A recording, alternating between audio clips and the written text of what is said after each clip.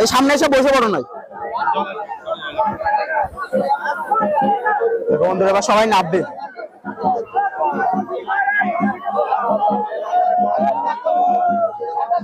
চলে গেল এইটা বন্ধুরা মূল সন্ন্যাসী, উনি আগে গেল সবার প্রথমে, তারপরে নামবে।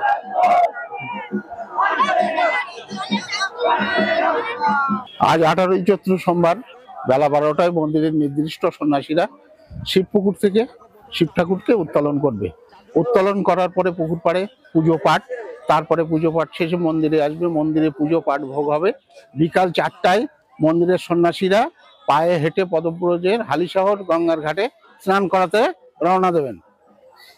আবার ওখানে বিভিন্ন জায়গায় পুজো পাঠ সেরে আগামী বুধবার সন্ধ্যা নাগাদ মন্দিরে ফিরে আসবে।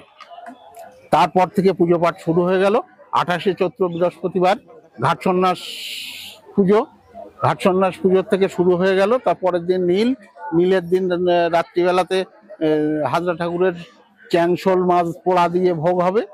তারপরে চড়কে আকর্ষণ বডিঝাপ দুপুরবেলা চড়কের দিন। পয়লা বৈশাখের দিন সন্ধ্যাবেলায় আবার ঠাকুরকে নির্দিষ্ট সন্ন্যাসীরা জলে রেখে আসবে। এই হচ্ছে এই মন্দিরের ঐতিহ্য। এই বলে শেষ করছি।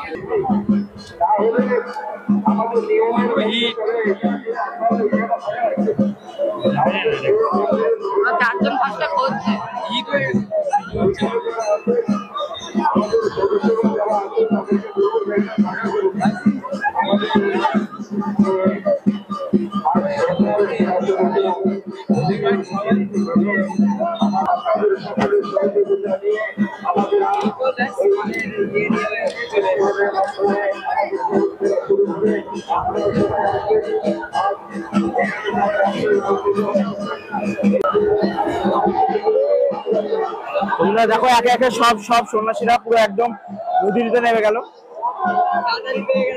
দেখো আজকে খুব তাড়াতাড়ি পেয়ে গেছে। ওই দেখো তুলেছে বন্ধুরা, এই যে দেখো একদম সাইডের যে লোকটা, এই লোকটা একদম এই লোকটার হাতে।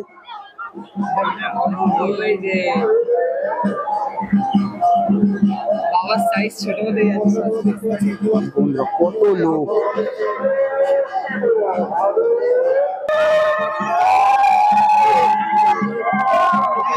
ইতিমধ্যে দেখতে পাচ্ছ এইখানে সিংহাসন নিয়ে আসছে, এই যে সিংহাসনটা মানে এইখানে ঠাকুরটা থাকবে।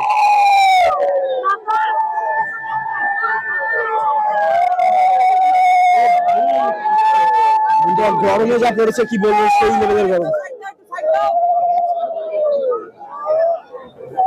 এই দেখো সিংহাসনটা চলে এসছে।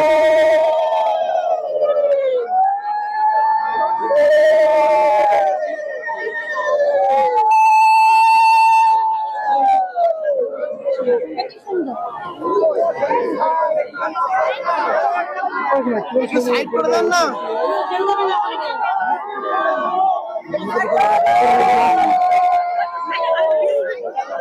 আস্তে দি চাপ দিও না বাবা।